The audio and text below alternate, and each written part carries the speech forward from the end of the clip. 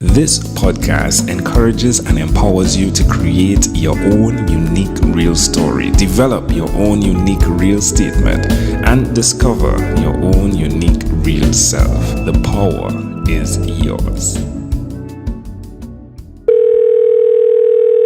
Good morning, Haidar Al Hakim. How are you doing on this wonderful, beautiful morning? I'm doing very well. Thank you very much for having me on this interesting conversation. 12 minutes. Get to know someone in 12 minutes. That's pretty impressive. And I guess you've done it so many times, it becomes a bit of a intuition, doesn't it? Well, I think the intuition came first, and then the ability to pack it into a conversation in 12 minutes came after. Oh, really? Right. So the intuition comes first. I guess it does, because the intuition is so much more powerful and much more universal. Yes. That we can all relate to. Yes. Rather than the intellect, which is much more individualistic and separating. Yeah, I think. Yeah, it's somewhere up there in that third eye you speak about, isn't it? Well, yes, exactly. Yeah, the third eye. Really, the third eye is an excuse for me to talk about these things rather than just the two eyes. As you know, I'm an eye doctor, and eyes are kind of limiting, although they are connected to the brain, and it's actually the brain that sees, physiologically speaking, not the eyes. So, really, sight is a personal thing, in the sense that it's your whole nervous system that generates vision rather than just the two eyes.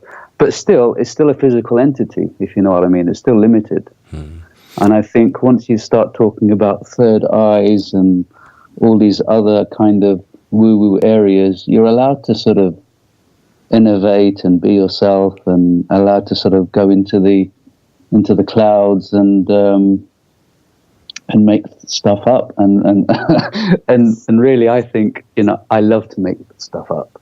I think as a child, you love to make believe and talk about different fairy tales and stories, and it just creates that wonderful imagination which we all have, which I think is in tune with the intuition. Because this conversation that we're having is totally in the realms of imagination. Definitely. Like, I get on here sometimes and I wonder if people really conceptualize what we're doing here from an external view, where you're looking outside of yourself, if you would.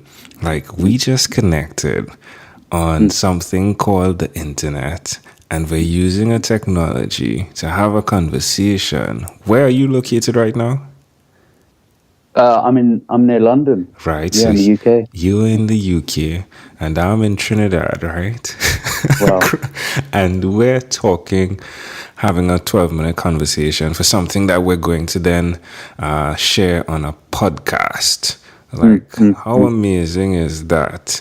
And I guess it's similar to the concept of, while our eyes are physically there, our brain is truly what's processing what we and how we see. Pretty intriguing. Yeah, exactly. And if you go sort of further, and really, it's the sort of the metaphysical aspect of your existence that actually controls things rather than the brain.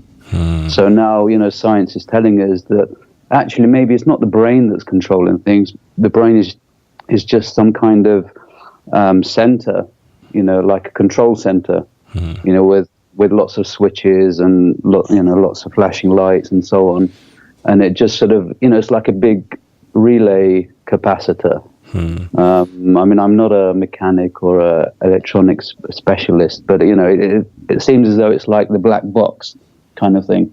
If something goes wrong, let's look into the black box and see where it went wrong. So it's just the sort of a center for lots of different nerves that come together. And studying this in medical school, that was the most difficult topic to study, because there was so much contradiction and so much controversy between the different professors in that specialty. So even they can't agree, what's going on in the brain.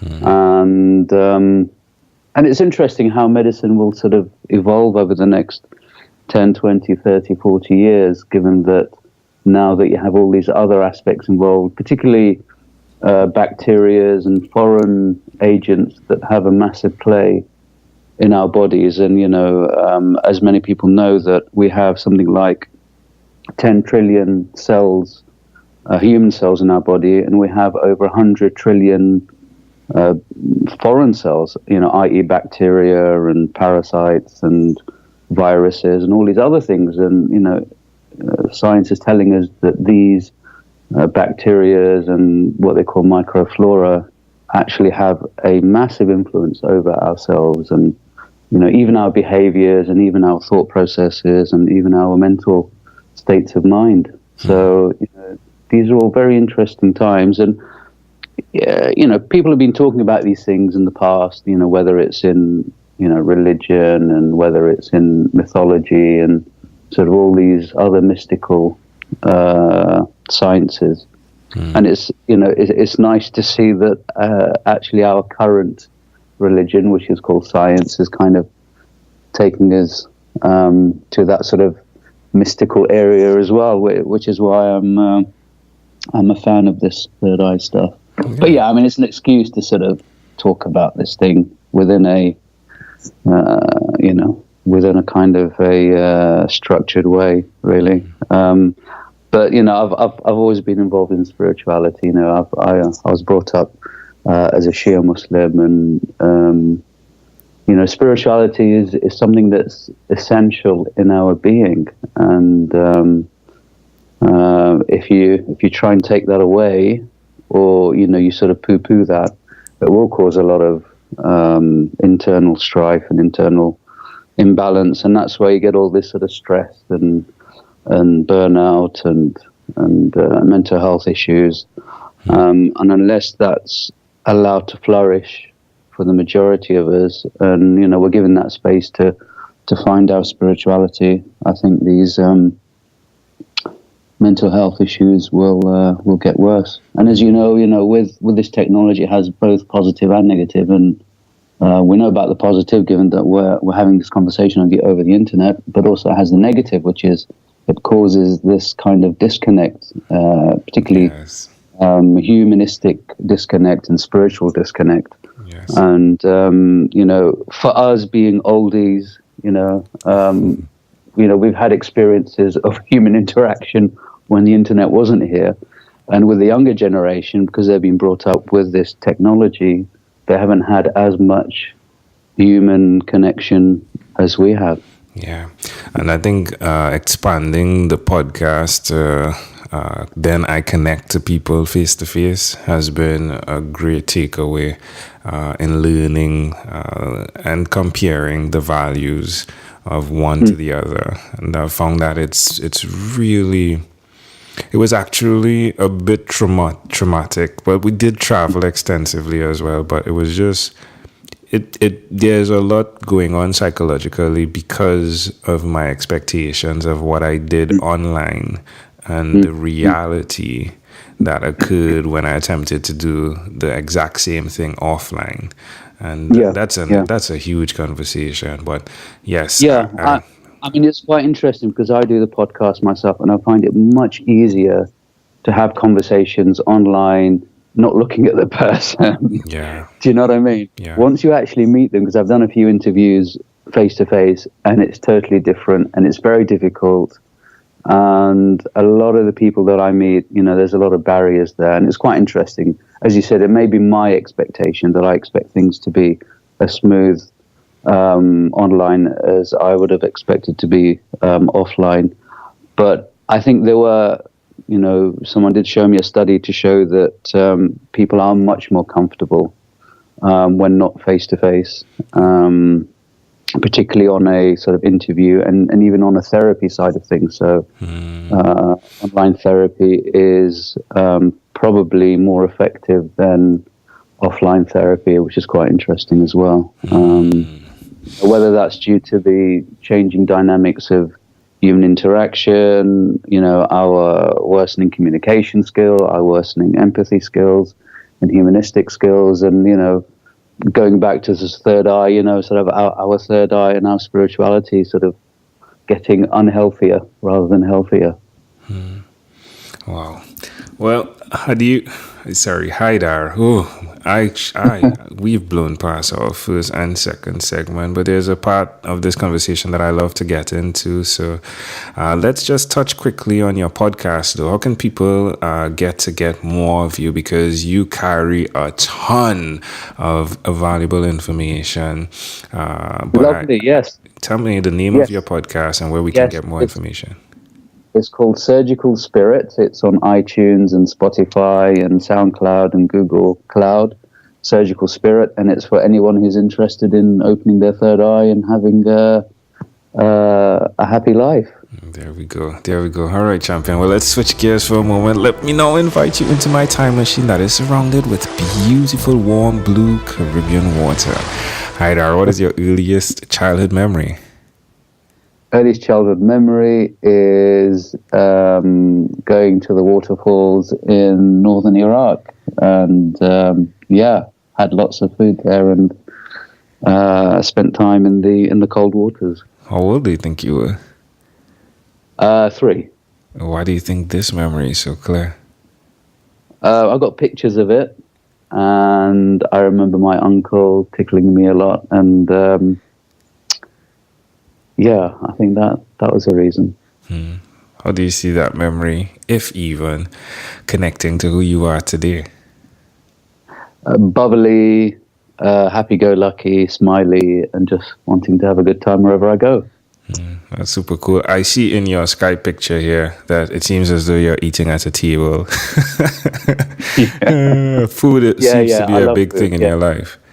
Yeah, I mean, it was too much of a big thing previously, in the sense that, I was quite fat and obese and sort of what have you. Okay. And now it's sort of more enjoying the food that I have rather than just the amount of it.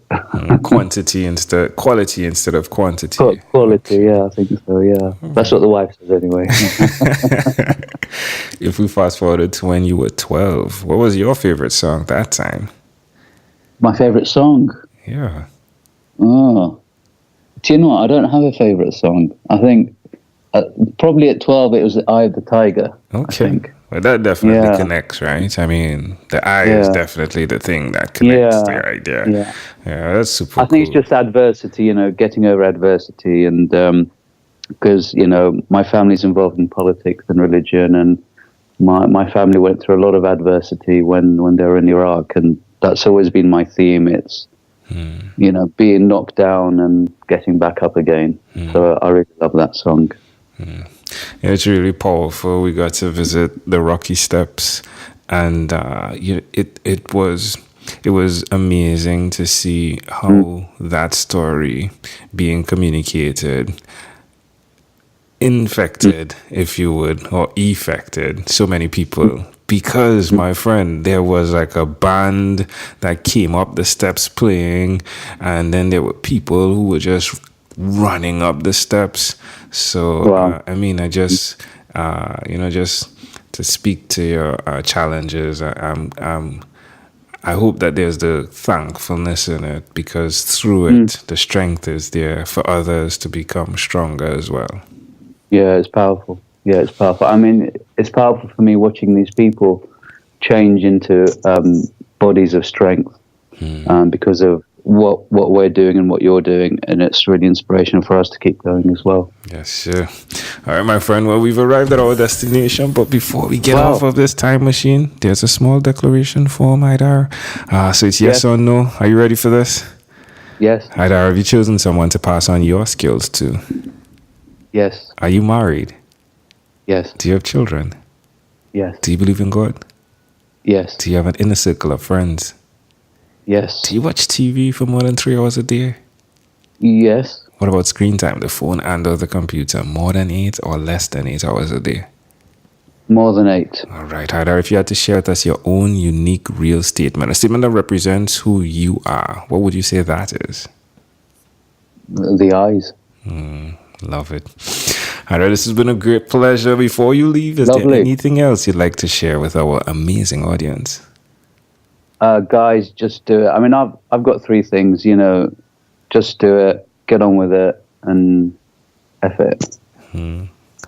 Haidar, this was a great pleasure again, my friend. Thank you for being on What is Inspired by 12-Minute Convos with Angel Jones. Thank you. You're welcome. This segment has been brought to you by Amazel Enterprise.